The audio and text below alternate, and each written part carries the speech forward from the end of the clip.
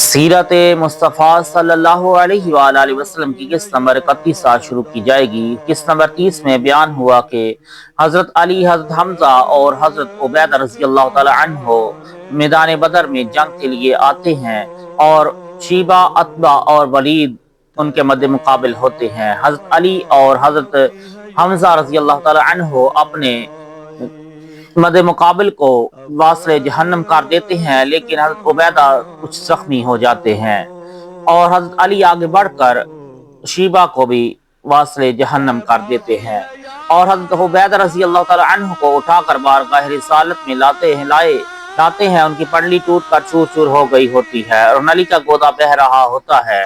اس حالت میں عرض کرتے ہیں، یا رسول اللہ صلی اللہ علیہ وآلہ وسلم، کیا میں شہادت سے محروم رہا؟ ارشاد فرمایا کہ نہیں، ہرگز نہیں، بلکہ تم شہادت سے سرفراز ہو گئے۔ حضرت عبیدہ رضی اللہ تعالی عنہ عرض کرتے ہیں، یا رسول اللہ، اگر آج میرے اور آپ کے چچا ابو طالب زندہ ہوتے تو وہ مان لیتے کہ ان کے اس شعر کا مصداق میں ہوں، کہ یعنی ہم محمد صلی اللہ علیہ وآلہ وسلم کو اس وقت دشمنوں کے حوالے کریں گے جب ہم ان کے گرد لڑ لڑ کر بچھاڑ دیے جائیں گے اور ہم اپنے بیٹوں اور بیویوں کو بھول جائیں گے۔ اس کے بعد سعید بن العاص کا بیٹا عبید سر سے پاؤں تک لوہے کے لباس اور ہتھیاروں سے چھپا ہوا سب سے باہر نکلا اور یہ کہہ کر اسلامی لشکر کو للکارنے لگا کہ میں ابو کرش ہوں۔ اس کی یہ مغرورانہ للکار سن کر حضور نبی رحمت صلی اللہ علیہ وآلہ وسلم کے پھوپھی زاد بھائی حضرت زبیر بن العوام رضی اللہ تعالی عنہ جوش میں بھرے ہوئے اپنی برچھی لے کر مقابلہ کے لیے نکلے، مگر یہ دیکھا کہ اس کی دونوں آنکھوں کے سوا اس کے بدن کا کوئی حصہ بھی ایسا نہیں ہے جو لوہے سے چھپا ہوا نہ ہو۔ حضرت زبیر رضی اللہ تعالی عنہ نے تاک کر اس کی آنکھ میں اس زور کے ساتھ برچھی ماری کہ وہ زمین پر گرا اور مر گیا۔ برچھی اس کی آنکھ کو چھیدتی ہوئی کھوپڑی کی ہڈی میں چبھ گئی تھی۔ حضرت زبیر رضی اللہ تعالی عنہ نے جب اس کی لاش پر پاؤں رکھ کر پوری طاقت سے کھینچا تو بڑی مشکل سے برچھی نکلی، لیکن اس کا سر مڑ کر خم ہو گیا۔ یہ برچھی ایک تاریخی یادگار بن کر برسوں تبرک بنی رہی۔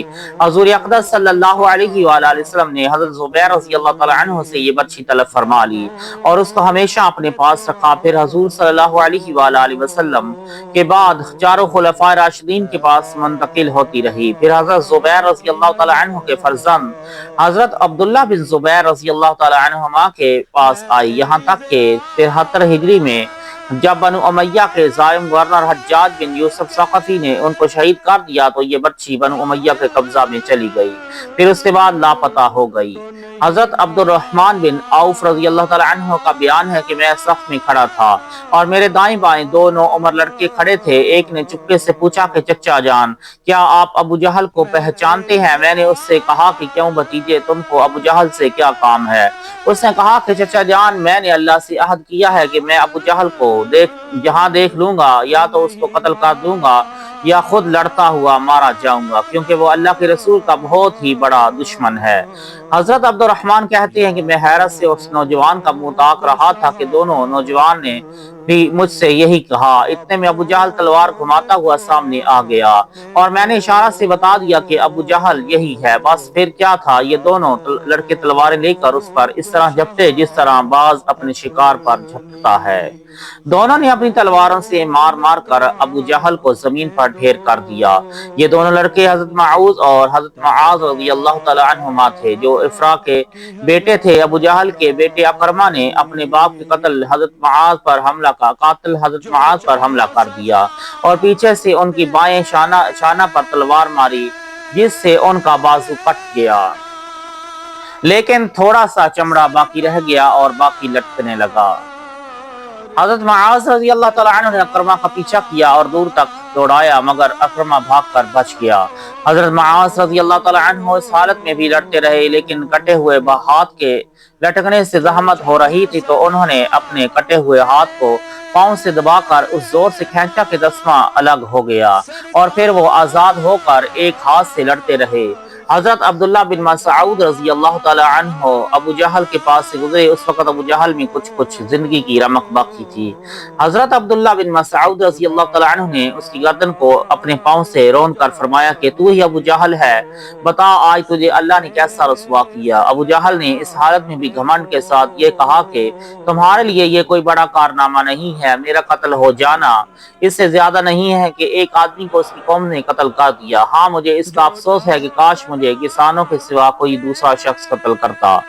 حضرت معوذ اور حضرت معاذ رضی اللہ تعالی عنہما چونکہ یہ دونوں انصاری تھے اور انصار کھیتی باڑی کا کام کرتے تھے اور قبیلہ قریش کے لوگ کسانوں کو بڑی حقارت کی نظر سے دیکھا کرتے تھے، اس لیے ابو جہل نے کسانوں کے ہاتھ سے قتل ہونے کو اپنے لیے قابل افسوس بتایا۔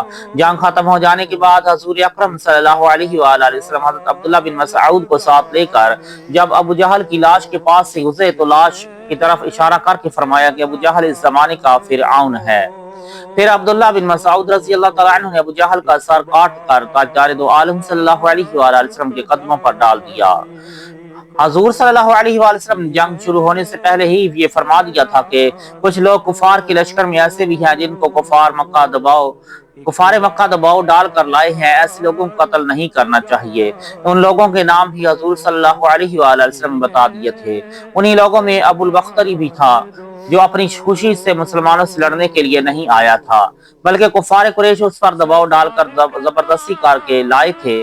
این جنگ کی حالت میں حضرت مجزر بن زیاد رضی اللہ تعالیٰ عنہ کی نظر ابو البختری پر پڑی جو اپنے ایک گہرے دوست جنادہ بن ملیحہ کے ساتھ گھوڑے پر سوار تھے۔